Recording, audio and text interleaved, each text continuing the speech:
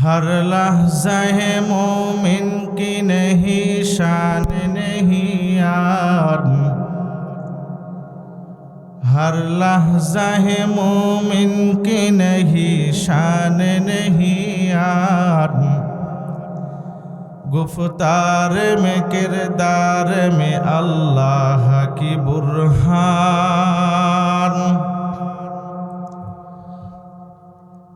गुफ्तार में किरदार में अल्लाह की बुरहान। हर लहज़ा है मोमिन की नहीं शान नहीं यार। हर लहज़ा है मोमिन की नहीं शान नहीं यार। गुफ्तार में किरदार में अल्लाह की बुरहान। गफ्फार व क़हार व कुद्दूस व जबरूत। गफ्फार व क़हार व कुद्दूस व जबरूत। ए चार अनासिर हो तो बनता है मुसलमान। तू मर्द मुसलमान हो, तू मर्द मुसलमान। तू मर्द मुसलमान हो, तू मर्द मुसलमान।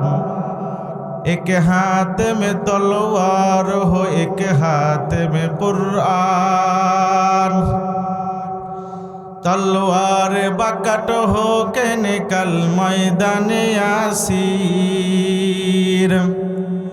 तलवार बकट हो के निकल मैदान यासीर। दुश्मन की मुकाबिल तू लगा नारे तकबीर। दुश्मन की मुकाबिल तू लगा नारे तकबीर। लिल्लाहि तकबीर। এ মুসলমান বাবাজি, আমি পবিত্র কালামুল্লাহ শরীফ থেকে একটি আয়াত তেলাওয়াত করেছি, যে আয়াতের অর্থ আলেম মৌলানা বলেন, মুফতি বলেন, আম লোক বলেন, নামাজি বলেন, বেনামাজি বলেন, হিন্দু বলেন, খ্রিস্টান বলেন, সমস্ত ধর্মের লোক জানে কুল্লু নাফসিন যায়িকাতুল মাউত। প্রত্যেক ব্যক্তিকেই মরতে হবে এবং আল্লাহ তাআলার কাছে যাইতে হবে। আল্লাহ পাক রব্বুল আলামিন বলেন, এ বান্দা হাক্কা তুকাতিহি ওয়ালা তামুতুন্না ইল্লা ওয়া আনতুম মুসলিমুন। আমাকে ভয় করার মতন ভয় করো, খাঁটি মুমিন মুত্তাকি মুসলমান না হয়ে মৃত্যুবরণ করো না। বলে কেন কেন কেন? এ মুসলমান ভাই, যদি আপনি ঈমান নিয়ে দুনিয়া থেকে বিদায় নিতে পারেন তাহলে কবরটা আপনার জন্য জান্নাতের বাগান। আর আপনি যদি ঈমান হারা হয়ে মারা যান তাহলে কবরটা আপনার জন্য জাহান্নামের টুকরা হয়ে যাবে। মায়ের নবীজি সাল্লাল্লাহু আলাইহি ওয়াসাল্লাম বলেন, এ উম্মত, যদি তুমি বেঈমান হয়ে মারা যাও, যদি তুমি ঈমান না নিয়ে কবরে আসো, কবরের এমনভাবে আযাব শুরু হবে, দুই পাশের মাটি এমনভাবে তোমাকে চাপ দেবে। মায়ের নবীজি সাহাবায়ে কেরামদেরকে লক্ষ্য করে বলেন, হাতের আঙ্গুল যেরকম এক হাতের আঙ্গুল অপর হাতের আঙ্গুলের ভেতরে ঢুকে যায়, যদি তুমি ঈমান না নিয়ে মারা যাও, যদি তোমার আমলে যদি নামাজ না থাকে, যদি তোমার আমলে সদকা না থাকে, যদি তোমার আমলে রোজা না থাকে, তোমার আমলে যদি নেক কাজ না থাকে, এ মুসলমান ভাই, ওই কবরের মাটি তোমাকে এমন ভাবে চাপ দেবে তোমার পাঁজরের হাড্ডিগুলো চূর্ণ বিচূর্ণ হয়ে যাবে। এ মুসলমান বন্ধু, এই জন্য আপনাদেরকে বলছি, আল্লাহ পাক রব্বুল আলামিন বলেন, এ বান্দা, মরা যেহেতু তোমার লাগবে, আমি আল্লাহ দুনিয়াতে তোমাকে পাঠাইলাম মৃত্যুবরণ করার জন্য, ক্ষণস্থায়ী দুনিয়াতে তোমাকে পাঠাইলাম। সুতরাং আহসানু আমালা, এ বান্দা, উত্তম আমল করো। কার আমল কত সুন্দর হয়? যার আমল যত সুন্দর হবে আমি আল্লাহ এই দুনিয়া 10টা দুনিয়ার মতন জান্নাত আমি আল্লাহ তাকে দান করে দেব। এ মুসলমান ভাই, আল্লাহ পাক রব্বুল আলামিন পবিত্র কালামুল্লাহ শরীফে বলেন, এ বান্দা, ওয়ামা খলাকাতুল জিন্না ওয়াল ইনসা ইল্লা লিয়াবুদুন। এ বান্দা, আমি তোমাকে সৃষ্টি করেছি আমার ইবাদত করার জন্য, আমার দাসত্ব করার জন্য, আমার গোলামি করার জন্য। এ বন্ধু, আপনারা বলতে পারেন হুজুর আল্লাহ পাক ইবাদতের জন্য সৃষ্টি করেছেন, বালেগ হওয়ার পর থেকে আপনার প্রতি নামাজ পড়া ফরজ, তাহলে এই ইবাদত কতদিন পর্যন্ত করব? আল্লাহ পাক রব্বুল আলামিন বলেন ওয়াবুদ রব্বাকা হাত্তা ইয়াতিয়াকাল ইয়াকিন, মৃত্যু আসা পর্যন্ত আপনাকে আল্লাহর ইবাদত করতে হবে, নেক কাজ করতে হবে।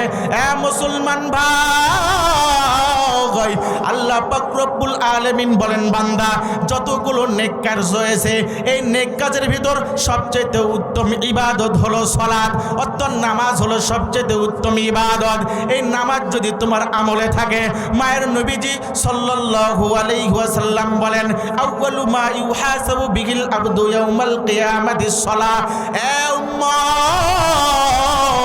কিয়ামতের ময়দানে সর্বপ্রথম আল্লাহ তোমার কাছ থেকে নামাজের হিসাব নেবে। যদি তুমি নামাজের হিসাব সুন্দর করে দিতে পারো, প্রত্যেকটা ঘাটে ঘাটে তুমি মাপ পেয়ে যাবা, প্রত্যেকটা ঘাটে ঘাটে তুমি নাজাত পেয়ে যাবা, তুমি জান্নাতে চলে যাবা। আর যদি তোমার আমলে নামাজ না থাকে, তোমার জাহান্নাম হবে হারুনের সঙ্গে, তোমার হাসর হবে আবু জেহেলের সঙ্গে, তোমার হাসর হবে ফিরাউনের সঙ্গে, তোমার হাসর হবে নমরুদের সঙ্গে। মুসলমান ভাই, আল্লাহ পাক রব্বুল আলামিন বলেন সুম্মা ইলাইনা তুরজাউন। এ বান্দা, আমার কাছে যেহেতু তোমাকে ফিরে আসতে হবে, সুতরাং তোমার সামান্য জিন্দেগিটা নামাজ দিয়ে সাজাও, রোজা দিয়ে সাজাও, সদকা দিয়ে সাজাও, যাকাত দিয়ে সাজাও, নেক ইবাদত দিয়ে সাজাও। এ বান্দা, তোমার আমলে যদি নামাজ থাকে, তোমার আমলে যদি যাকাত থাকে, তাহলে তুমি মাফ পেয়ে যাবা। ফরজ ইবাদতগুলো তোমরা খুঁজে খুঁজে করো, ফরজ ইবাদতগুলো তোমরা সঠিকভাবে আদায় করো। এ মুসলমান ভাই, প্রত্যেকটা মুমিনের জন্য, গরিব হোক বড়লোক হোক ধনী হোক অসহায় হোক, মুসলমানের জন্য নামাজ পড়া ফরজ। যাকাত কিন্তু সবার জন্য ফরজ নয়, হজ কিন্তু সবার জন্য ফরজ নয়, রোজা সবার জন্যই ফরজ। এ মুসলমান ভাই, একটা ইবাদত হলো নামাজ।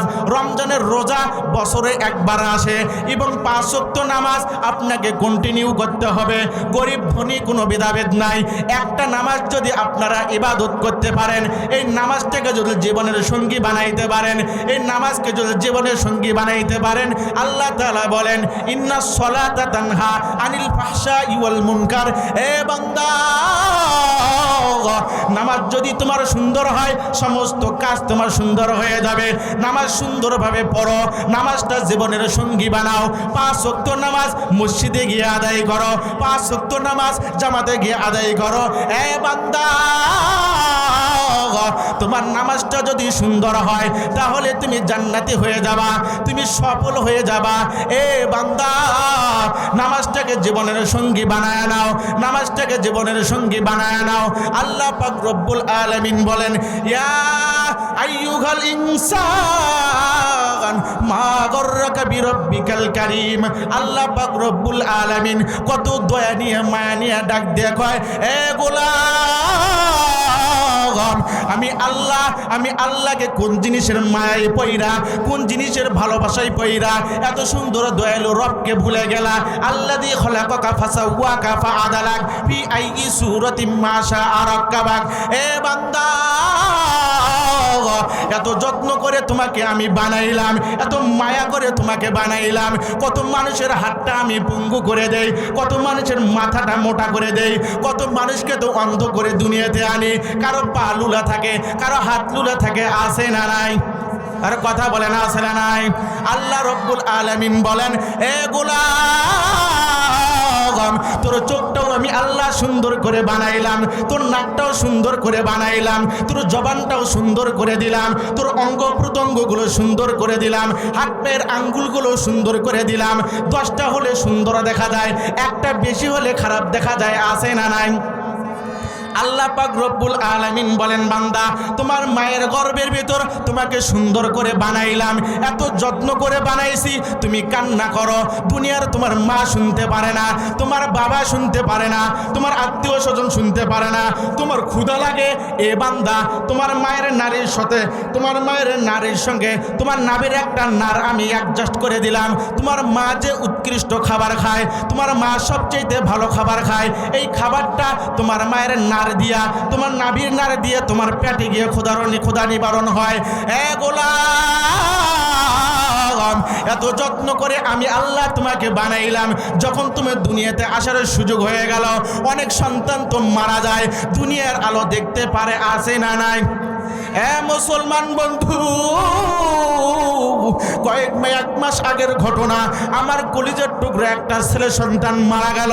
সব দিন পরিপূর্ণ, আমি কত আনন্দিত, আমার সন্তান দুনিয়াতে আসবে, তার নামটাও আমি সিলেক্ট করেছিলাম মোহাম্মদ। আমার বাবা খুশি, আমার মা খুশি, আমার স্ত্রী খুশি। মুসলমান ভাই, আল্লাহ পাক রব্বুল আলামিন ডাক দিয়া কয়, তোমরা আনন্দিত আছো, এই সন্তানকে আমি দুনিয়াতে দেব না, সন্তানকে মরা অবস্থায় দুনিয়াতে দেব। আমার সন্তানটা মরা অবস্থায় এসেছে, তাহলে দেখেন কত সন্তান মারা যায়, কিন্তু আপনাকে আমাকে আল্লাহ তাআলা সুস্থ রেখেছেন, আল্লাহ তাআলা আপনাকে আমাকে দুনিয়াতে পাঠাইছেন। আপনি মা পেয়েছেন, আপনি বাবা পেয়েছেন, পেয়েছি কিনা বলেন? কথা বলেন, পেয়েছে কিনা? আল্লাহ পাক রব্বুল আলামিন বলেন, গোলাম, তোকে পাইয়া তোর মা খুশি হয়ে যায়, তোর বাবা খুশি হইয়া যায়, তোর দাদা দাদি খুশি হইয়া যায়। বান্দা, তোমার কোনো শক্তি ছিল না, তুমি চলতে পারো না, তুমি বসতে পারো না, আমি আল্লাহ দরদ করে মায়া করে সুন্দর করি, সবাই তোমাকে ভালোবাসে। বন্ধু, সংক্ষিপ্ত করে বলে যাই, এক পর্যায়ে যখন আপনি বড় হয়ে যান, আপনার বয়স যখন 10 বছর হয়ে যায়, আপনার উপরে যখন নামাজ ফরজ হয়ে যায়, আপনি আর নামাজে আসেন না, আল্লাহ তাআলা অভিমান করে কয়, গোলাম, তোর মায়ের মধ্য বাবার মধ্য থেকে এত প্রতিযোগিতা করে তোকে আমি বানাইলাম, তোকে দুনিয়ার আলো দেখাইলাম, মা দিলাম, বাবা দিলাম, আত্মীয় স্বজন দিলাম। বান্দা, তোর পেছনে বানার রহস্য হলো আমার ইবাদত। আজকে ইবাদতের বয়স হয়ে গেল। গোলাম, তুই আমার ইবাদতে আসো না, তুমি আমার মসজিদে আসো না। তোমাকে ডাকার জন্য মসজিদের মাইকে মুয়াজ্জিন 5 বার আজান দেয়, ফজরেও ডাকে, জোহরেও ডাকে, আসরেও ডাকে, মাগরিবেও ডাকে, ইশার সময় ডাকে। বান্দা, 5 বার মসজিদে তোমাকে ডাকে, তুমি মসজিদেও আসো না, তবুও আমি আল্লাহ নারাজ না। এইবার রাত যখন গভীর হয়ে যায়, 8-12টা যখন পার হয়ে যায়, আল্লাহ পাক ডাক দিয়ে কয়, আব্দুর রহমান, 5 বেলার মসজিদেও তুমি আসো নাই, তুমি মসজিদে নামাজ পড়তে আসলা না, আমি আল্লাহ তবু নারাজ না রে।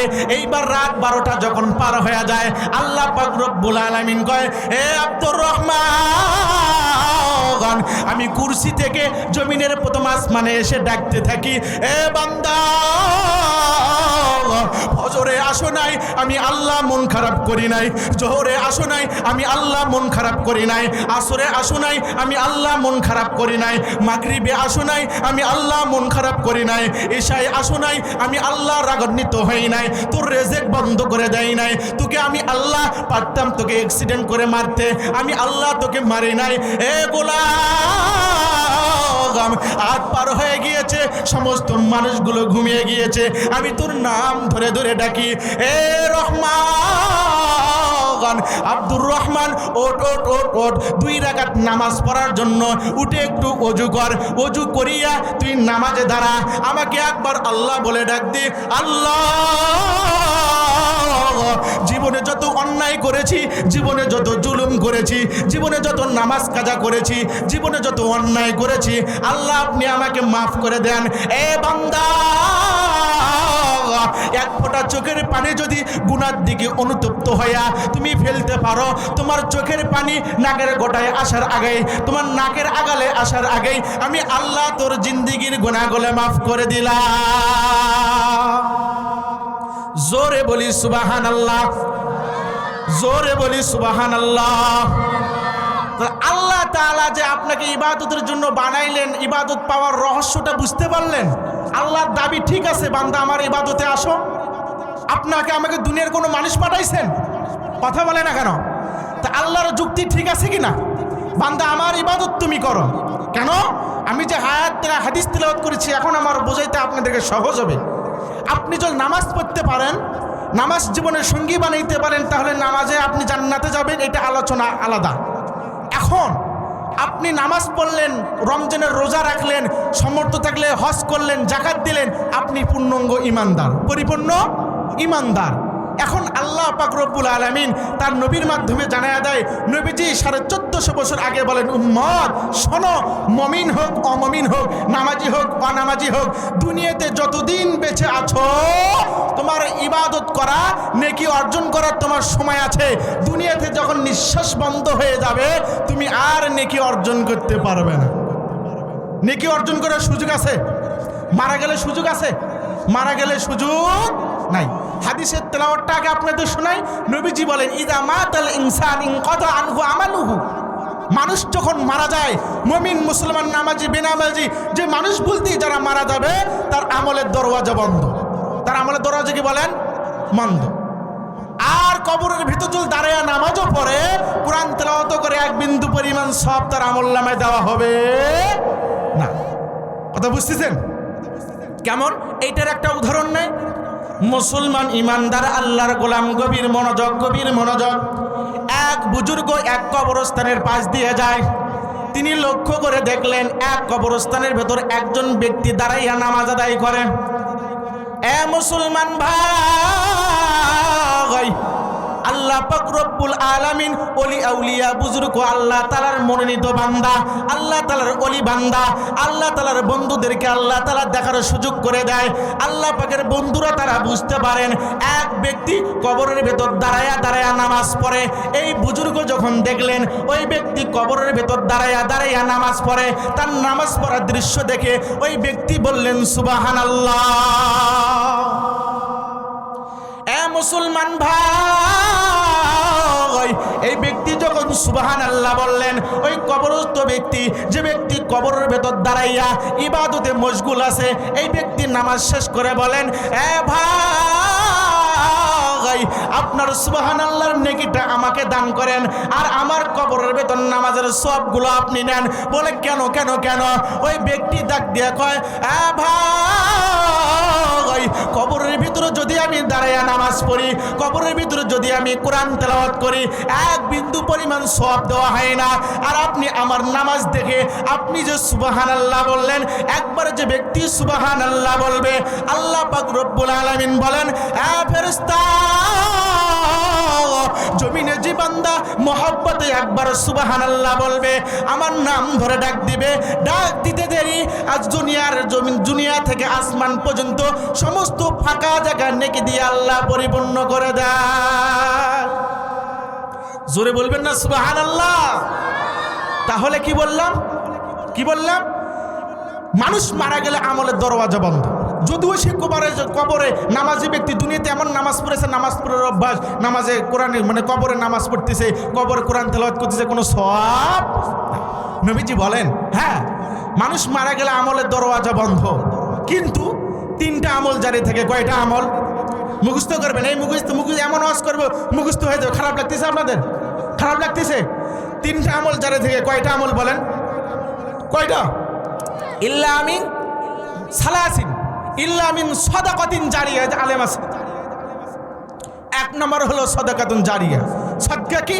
আল্লাহ আপনাকে সামর্থ্য দিয়েছে, আপনি রাস্তার পাশে একটা নলকূপ দিলেন, একটা গাছ করে দিলেন, এই যে মসজিদের উন্নয়ন করবে, মসজিদ বানায়া দিলেন, মসজিদে দান সৎকা করলেন, এইটা সাদাকাতুন জারিয়া। কাউকে 10টা টাকা দান করলেন, কাকে খানা খাওয়াইলেন, এইটা আপনি যে করে গেলেন, আপনি মারা যাবেন, কিয়ামত হওয়া পর্যন্ত আল্লাহ তাআলা এই দানের বিনিময়, এই সবের বিনিময় আল্লাহ আপনার আমলনামায় দিতে থাকবে।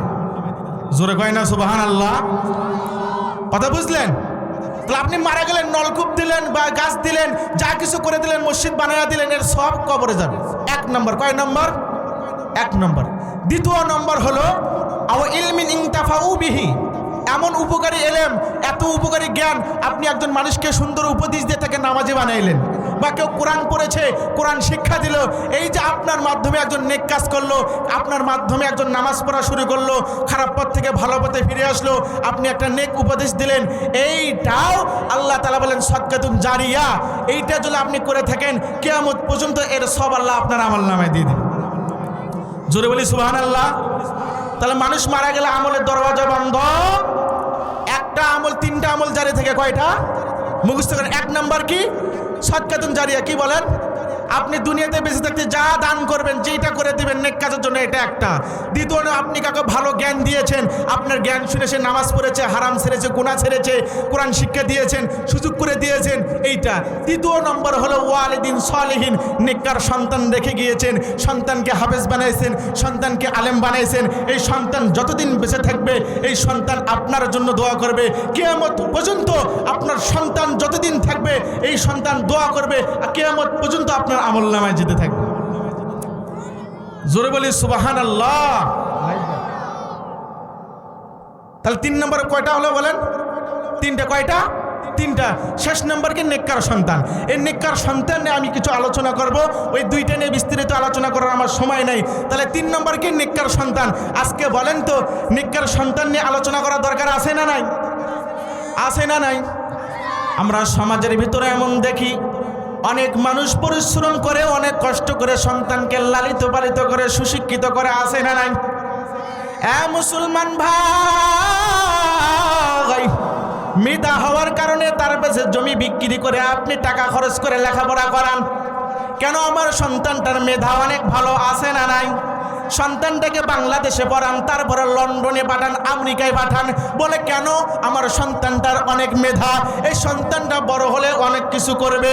কিন্তু এই সন্তানকে যখন বাংলাদেশ থেকে আমেরিকায় পাঠাইলেন, লন্ডনে পাঠাইয়া দিলেন, সুশিক্ষিত করলেন, সমস্ত জমি বিক্রি করলেন, আপনার সমস্ত কষ্টের উপার্জন টাকা দিলেন, কিন্তু আপনি যখন দুনিয়া থেকে মারা গেলেন, ভাই ওই সন্তানটা আপনার কবরের পাশে নয়, দুনিয়াতেই আপনার জানাজার জন্য যখন দাঁড়াবে, ইমাম সাহেব যখন বলবে, সন্তান তোমার বাপের জানাজা তুমি করো, সন্তান বলে আমি কিচ্ছু জানি না, আছে না নাই? এই কথা কন না কেন? আছে না নাই? সন্তান তোমার বাবা তোমাকে এত সুশিক্ষিত করলো, বাংলাদেশ নয় লন্ডনে পাঠাইয়া তোমাকে বড় করলো, এত পড়াশোনা তোমাকে করাইলো, আজকে তোমার বাবা মারা গেছে, তোমার বাবার জানাজাটা বড়, কয় না না আমি জানাজা পড়াইতে পারবো না। এইবার ইমাম সাহেব যখন জানাজা পড়ায়, এইবার দেখা যায় ওই সন্তানটা কিভাবে তাকবীর দিবে তাও জানে না, তাকবীর দিয়ে ছানা পড়তে হয় জানে না, দোয়া পড়তে হয় জানে না, দরুদ শরীফ পড়তে হয় জানে না, আছে না নাই? কথা বলে না, আছে না নাই? তাহলে এত কষ্ট করে শিক্ষিত করা কি ফায়দা হলো না বেফায়দা? আপনি মারা গেলেন, এত কষ্ট করলেন যার জন্য, শেষ নিদানকালেও ওই সন্তানটা আপনার উপকারে আসলো না, আপনার জানাজায় দাঁড়াতে পারলো না, জানাজা করতে পারলো না, আছে না নাই? একটা মজার সংবাদ, গত কয়েকদিন আগে এক ব্যক্তি মারা গেছে, চলচ্চিত্রের এক ব্যক্তি মারা গেছে।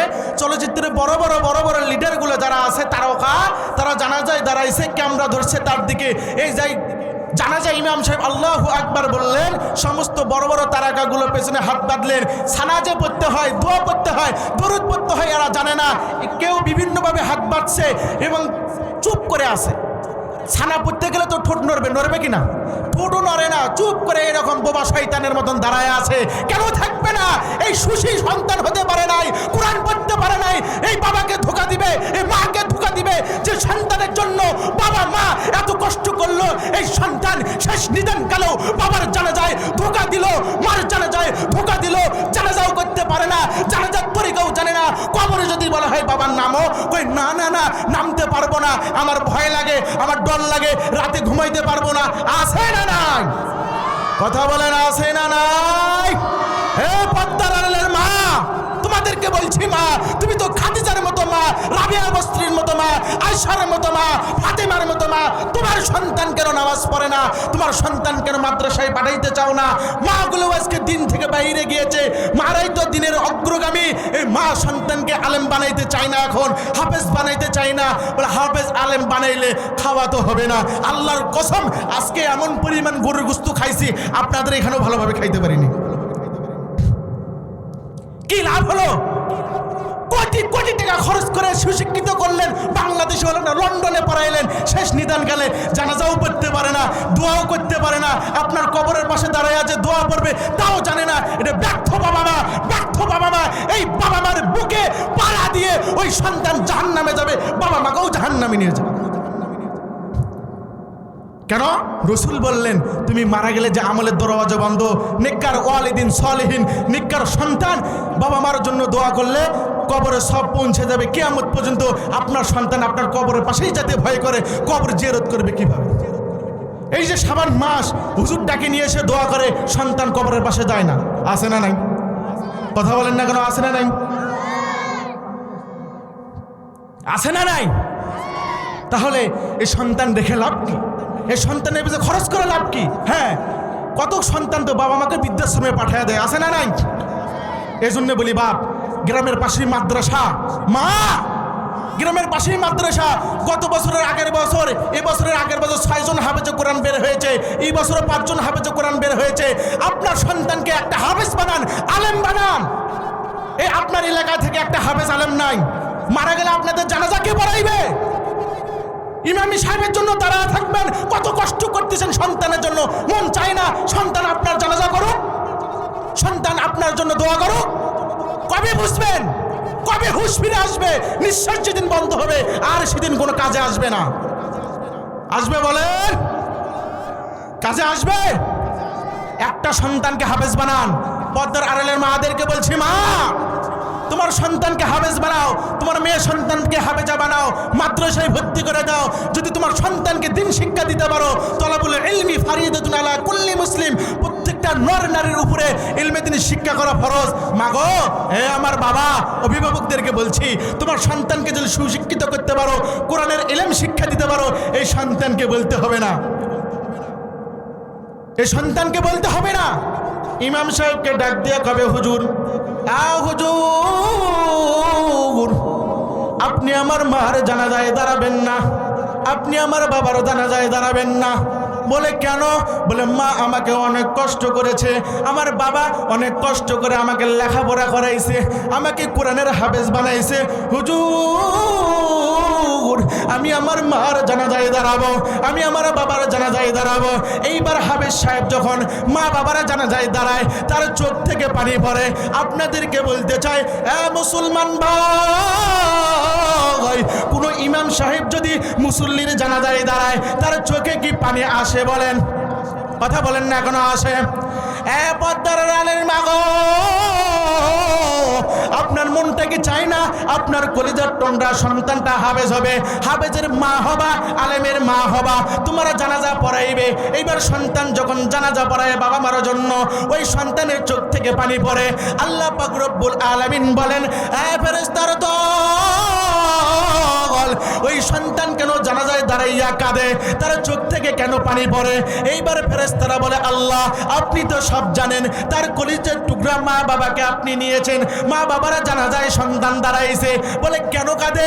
আল্লাহ তার মা বাবাকে মাফ করে দাও, এই জন্য কাঁদে। আল্লাহ পাক রব্বুল আলামিন বলেন, ফেরেশতার দল, তোমরা সাক্ষী থাকো, কোরআন পড়ার কারণে, নিজের সন্তান মা বাবার জানাজা করার কারণে, দোয়া করার কারণে আমি আল্লাহ তাদের মা বাবার জিন্দেগির গুনাহ মাফ করে দিলাম। মুসলমান ভাই, এরপরে জানাজা যখন হয়ে যাবে, সন্তানটা খাটলি নিবে, সন্তানটাও খাটলি নিবে, এরপরে কবরে কাউকে নামতে বলবে না, সন্তানটাই কবরে নামবে, মার জন্য দোয়া করবে, কবর জিয়ারত করবে, সকালে মার কবরে, সকালে বাবার কবরে, সকাল সন্ধ্যায় কোরআন তেলাওয়াত করবে, কোরআন তেলাওয়াত করে করে দোয়া করবে, আল্লাহকে বলবে, আল্লাহ মাকে নিলা, বাবাকে নিলা, আল্লাহ আজকে আমি এতিম হয়ে গেলাম, আল্লাহ কোরআন পড়াইছে আমার মা বাবা, আমি কোরআনের হাফেজ হয়েছি, আল্লাহ কোরআন তেলাওয়াত করে আপনার নামে আমার মা বাবার নামে সব বকশায়া দিলাম, আল্লাহ আপনি মাফ করে দেন। আল্লাহ পাক রব্বুল আলামিন বলেন, এই সন্তান দোয়া করতে দেরি, আমি আল্লাহ কবুল করতে দেরি করি না। সুবহানাল্লাহ কইন, জোরে বলি সুবহানাল্লাহ। নেককার সন্তানের কত দাম, নেককার সন্তানের কত দাম। আমি আপনাদেরকে একটা উদাহরণ দেই। মুসা পয়গম্বর আলাইহিস সালাতু ওয়াস সালাম জামানার ঘটনা, মুসা পয়গম্বরের জামানার ঘটনা। মুসা পয়গম্বর আলাইহিস সালাতু ওয়াস সালাম এক কবরস্থানের পাশ দিয়ে যায়, তিনি দেখতে পেলেন ওই কবরের ভেতর আযাব হয়, এবং ফেরার পথে দেখলেন ওই কবরের ভেতর আর আযাব নাই। মুসা পয়গম্বর আলাইহিস সালাতু ওয়াস সালাম আল্লাহ পাক রব্বুল আলামিনকে ডাক দিয়ে বলেন, আল্লাহ যাওয়ার পথে দেখলাম এই কবরের ভেতর আযাব, এখন দেখি এই কবরে আযাব নাই, কারণ কি? আল্লাহ পাক রব্বুল আলামিন কয়, ও পয়গম্বর, যাওয়ার পথে আযাব দেখেছিলা সত্য, ফেরার পথে এই কবরে আযাব নাই এইটাও সত্য। বলে কারণ কি? কারণ বলে শুনে নাও কারণ। এই ব্যক্তি যখন দুনিয়া থেকে বিদায় নেয় তার স্ত্রীকে বলেছিল আল্লাহ পাক যদি আমাকে সন্তান দান করে এই সন্তানটাকে কোরআন শিক্ষা দিবা, ইলমি দ্বীন শিক্ষা দিবা। এই ব্যক্তি দুনিয়া থেকে বিদায় নেওয়ার পর তার স্ত্রী তার ওসিয়ত পালন করেছে, তার সন্তানটা বড় হয়েছে, আজকে তার সন্তানটাকে মাদ্রাসায় ভর্তি করে দিয়েছে। মাদ্রাসায় ভর্তি হওয়ার পর ওস্তাদ তাকে সর্বপ্রথম সবক দেয় বিসমিল্লাহির রহমানির রহিম, মানে আল্লাহ তুমি মেহেরবান, আল্লাহ তুমি দয়ালু, আপনার মতো দয়ালু কেউ নাই, আপনার মতো মেহেরবানি কেউ নাই। এইবার আল্লাহ পাক ডাক দেয়া কয় পয়গম্বর, যার কলিজার টুকরা সন্তানটা আমাকে রহমান বলে, আমাকে রহিম বলে, আমাকে দয়ালু বলে, সত্যি তো আমি দয়ালু, সত্যি তো আমি মেহেরবান, কিন্তু তার বাপ যদি কবরে আযাব থাকে তাহলে রহমানের সেবত থাকে না, রহিমের সেবত কেমনে থাকে? পয়গম্বর, এই সন্তানটা বিসমিল্লাহ পড়ার কারণে আমি আল্লাহ তার কবরের আযাবকে মাফ করে দিয়েছি। জোরে বলি সুবহানাল্লাহ। মুসলমান বন্ধু, এইটা হলো আপনি মারা যাবেন, আপনার সন্তানটা যদি কবর দুনিয়াতে কোরআন তেলাওয়াত করে আপনার আল্লাহ আপনার কবরের আযাব মাফ করে দিয়ে দিবে। এইবার আরেকটা ঘটনা আপনাদেরকে শুনিয়ে দেই। মাতরাফ ইবনে সুকাই রহমতুল্লাহি আলাইহি একজন যুগশ্রেষ্ঠ আল্লাহর ওলি, একজন আলেম, একজন লেখক, একজন গবেষক। এই ব্যক্তি বলেন আমি ঈশার নামাজ পড়ে ঘুমিয়ে গেলাম, আমি স্বপ্নে যুগে দেখি আল্লাহ পাক রব্বুল আলামিন আমাকে একটা কবরস্থানের ভেতর উঠাইছেন। আমি তাকায়া থেকে দেখি সমস্ত কবরের বাসিন্দাগুলা পাগলের মতন কি যেন কুড়ায়। আমি পাগল হয়ে দেখলাম এই বান্দাগুলো কি খোঁজে, কি খোঁজে, তাদের কি কোনো মূল্যবান জিনিস হারাইছে। হঠাৎ করে নজর পড়ল সমস্ত কবরের বাসিন্দাগুলা মুর্দাগুলা কি যেন খোঁজে। আমার মতন এক ব্যক্তি চেয়ারে বসে বসে কুরানো দৃশ্যগুলো দেখে। সুবহানাল্লাহ বলেন। মাতরাফ ইবনে সুকাই রহমতুল্লাহি আলাইহি বলেন আমি চিরওয়ালা ব্যক্তির কাছে গিয়ে বললাম ও ভাই আপনারা কারা? বলে আমরা হলাম এই কবরস্থানের বাসিন্দা মুর্দা। বলে এই ব্যক্তিগুলো কি কুড়ায়? বলে তারা নেকি কুড়ায়। নেকি? বলে কেন? বলে কবরস্থানের পাশে যদি কোনো মুমিন বান্দা সূরা ফাতিহা পড়ে, সূরা ইখলাস পড়ে, কোনো মুমিন বান্দারা যদি এই কবরস্থানের নামে সওয়াব বকশিয়ে দেয় এই নেকিগুলো তারা কুড়ায়। কেন? বলে দুনিয়াতে নেকি অর্জন করার সুযোগ ছিল, আজকে মারা গিয়েছে নেকি অর্জন করার সুযোগ নাই। কেউ যদি সওয়াব বকশিয়ে দেয় এই নেকিগুলো তারা পাগলের মতন কুড়ায়। এই ব্যক্তি বললেন ও ভাই আপনি যে চেয়ারে বসে বসে কুরানোর দৃশ্যগুলো দেখছেন আপনার কি নেকি কুরানোর প্রয়োজন হয় না? যুক্তি ঠিক আছে না নাই? কথা বলেন। এইবার চেয়ারওয়ালা ব্যক্তি বলেন আমারও নেকি কুরানোর প্রয়োজন হয় না। বলে কেন? বলে আমাকে আল্লাহ পাক রব্বুল আলামিন একটা সন্তান দিয়েছিলেন, এই সন্তানটাকে কোরআনের হাফেজ বানাইছি, এই সন্তানটা কোরআনের হাফেজ হয়েছে। আমি দুনিয়াতে যখন বিদায় নিয়েছি দুনিয়াতে আমার সন্তান আমার জন্য কোরআন তেলাওয়াত করে, অমুক বাজারে অমুক দোকানে সন্তান থাকে প্রতিদিন কোরআন তেলাওয়াত করে, এর সবটা আমি বাবার নামে পাঠায়া দেয়। এই জন্য প্রতিদিন অটোমেটিক আমার অ্যাকাউন্টের নেকি অর্জন হয়ে যায়, জমা হয়ে যায়, যা তরুণ এদের মতন সব কোরআনের প্রয়োজন হয় না। সুবহানাল্লাহ বলেন। মুসলমান ভাই মাতরাফ ইবনে সুকাই রহমতুল্লাহি আলাইহি বলেন আমি এই ব্যক্তির ঠিকানা অনুযায়ী ফজরের নামাজ যখন বললাম ঠিকানা অনুযায়ী চলে গেলাম।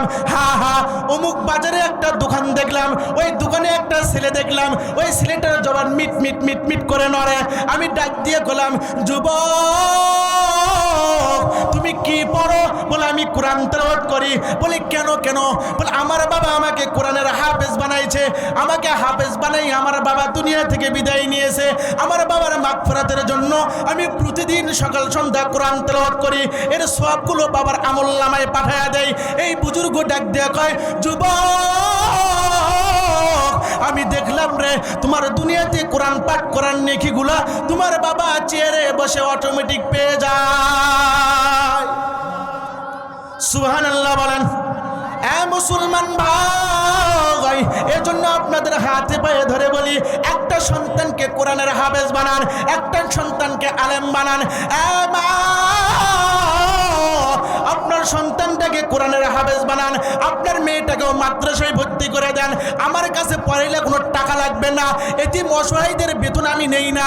এই জন্য আপনাদের বলি, মাগো আপনার কলিজার টুকরা সন্তানটাকে আলেম বানান, হাফেজ বানান, প্রতিজ্ঞা করেন, আল্লাহ তাআলার কাছে দোয়া করেন, আল্লাহ হাফেজের মা না বানাইয়া মৃত্যু দিও না, আলেমের মা বাবা না বানাইয়া মৃত্যু দিও না। মুসলমান বন্ধু, আমার মা বাবা কত ধন্য, আজকে আপনাদের সামনে বয়ান করি, হাজার হাজার মানুষের জানাজার ইমামতি করি, বড় একটা মসজিদের খতিবের দায়িত্ব পালন করি, বিভিন্ন জায়গায় ওয়াজ নসিহত করি, মা বাবার জন্য দোয়া করি, মা বাবার জন্য দোয়া করি। মুসলমান ভাই, আপনাদের হাত পায়ে ধরে বলি, একটা সন্তানকে আলেম বানান, ওয়ালিদিন সালেহিন বানান, আপনি মারা গেলে যেন আপনার জন্য দোয়া করতে পারে। মা আপনাদেরকে বলি গো মা, আপনার কলিজার টুকরা সন্তানটাকে হাফেজ বানান, মেয়েটাকে ইলমে দ্বীন শিক্ষা দেন। মা আপনাদের জন্য একটু ওয়াজ করে যায়। মায়ের নবীজি সাল্লাল্লাহু আলাইহি ওয়াসাল্লাম বলেন, কোনো মহিলা যদি চারটা আমল করতে পারে, আল্লাহ পাক রব্বুল আলামিনের তৈরি জান্নাতের দরওয়াজাগুলো তাকে ডাক দিয়ে কয়, আল্লাহর বান্দি আয় আয় আয়, আমি এই দরওয়াজা দিয়ে ঢোকো, তুমি জান্নাতে প্রবেশ করো। সুবহানাল্লাহ কয় না? মুসলমান ভাই, পদ্মার আড়ালের মাগো, চারটা আমল যদি করতে পারেন, জান্নাতের দরওয়াজা আপনাদেরকে আহ্বান করবে। এক নম্বর, মায়ের নবীজি বলেন মহিলারা নামাজ পড়বে, 5 ওয়াক্ত নামাজ পড়বে। দ্বিতীয় নম্বর, রমজানের রোজা রাখবে। তৃতীয় নম্বর, নিজের লজ্জা স্থানের হেফাজত করবে। চতুর্থ নম্বর, স্বামীর হুকুম মানবে, স্বামীর আনুগত্য করবে, স্বামীর কথা অনুযায়ী চলবে। আজকে মা বোনদের আছে কথা বলেন, মা বোনেরা 5 ওয়াক্ত নামাজও পড়ে, রমজানের রোজাও রাখে, দেখবেন এই মা নিজের শরীরের তো পর্দাও করে না, শরীরকে বেগানা পুরুষের সামনে দেখায় এবং স্বামীর কথা মানে না। আছে না নাই? কিছু স্বামীর সঙ্গে হলে লাগাতার রোজা রাখা শুরু করে দেয়। আছে না নাই? বদদোয়া দেয়। আছে না নাই? মাগো, এটা রসুলের তরিকা নয়। জান্নাতের দরওয়াজা তোমাকে ডাকবে, এমনি নয়। চারটা আমল, তা নামাজ তো তোমাকে পড়তেই হবে। দ্বিতীয় নম্বর, তোমাকে রমজানের রোজা রাখতে হবে। তৃতীয় নম্বর, তোমার লজ্জা, তোমার শরীরের পর্দার হেফাজত করতে হবে, পর্দা করতে হবে, তোমার লজ্জা স্থানের হেফাজত করতে হবে। 4 নম্বর, স্বামীর সঙ্গে দুর্ব্যবহার করা যাবে না, স্বামীর আনুগত্য করতে হবে, স্বামীর হুকুম মানতে হবে। আজকে মা বোনদের এটা আছে? কথা বলেন না কেন? মা, আমি আপনাদেরকে বলতে চাই, মাগো নামাজ পড়লা, রোজা রাখলা, সতীত্বটাকে হেফাজত করলা, কিন্তু স্বামীর হুকুম মানলা না, স্বামীর মনে কষ্ট দিলা, স্বামীর হক আদায় করলে না। মাগো, যত বড় ইবাদত গুজার হও না কেন, মরতে দেরি তোমার জন্য জাহান্নাম দাঁড়ায় আছে। নাউজুবিল্লাহ। স্বামী যদি অসন্তুষ্ট হয়, স্বামীর হক যদি তুমি আদায় না করো, তাহলে জান্নাতে যাওয়া কঠিন হবে গো মা।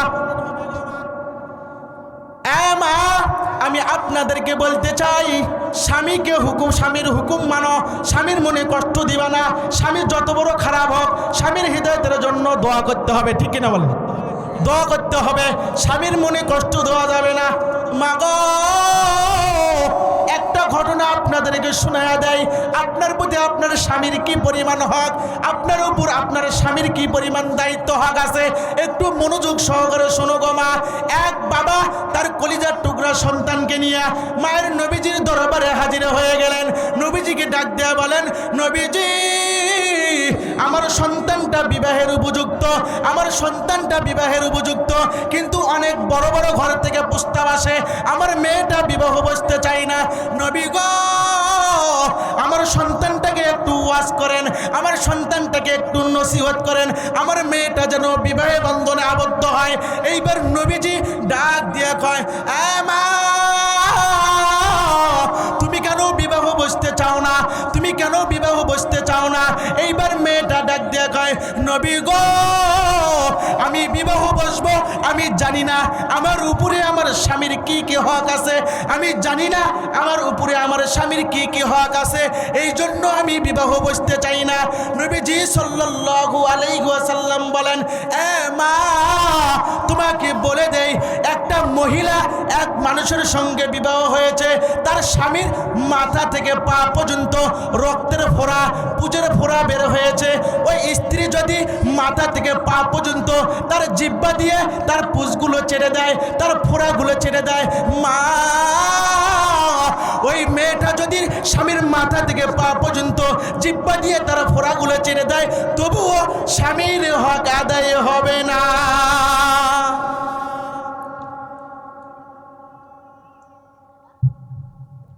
তাহলে খাটো বিষয় না কঠিন বিষয় বলেন তো? মা নামাজ পড়লো, রমজানের রোজাও রাখলো, নিজের সতীত্বের হেফাজত করলো, কিন্তু স্বামীর মনে কষ্ট দিল, স্বামীর হক আদায় করলো না। এই মহিলা জান্নাতে যেতে পারবে কেন? স্বামীর মাথা থেকে পা পর্যন্ত যদি রক্তের ফোঁড়া হয়, পুজের ফোঁড়া হয়, জিহ্বা দিয়ে যদি পরিষ্কার করে, তবুও স্বামীর হক আদায় হবে। আমি মা বোনদেরকে বলতে চাই,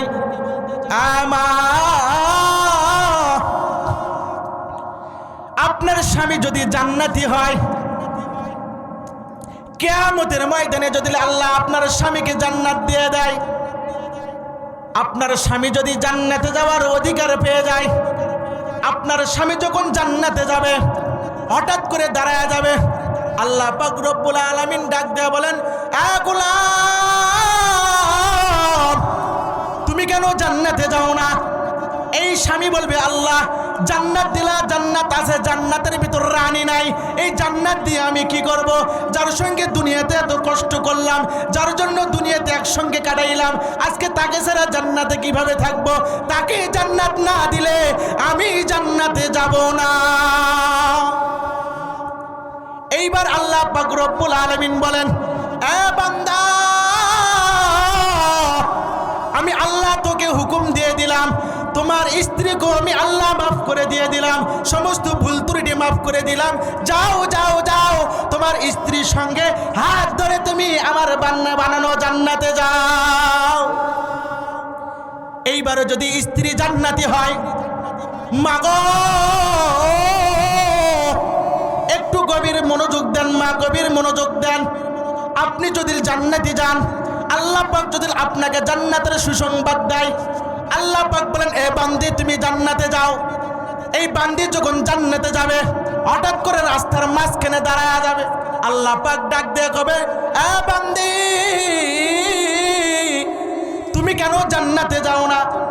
এইবার আল্লাহর বান্দি আল্লাহকে ডাক দিয়ে বলবেন, আল্লাহ,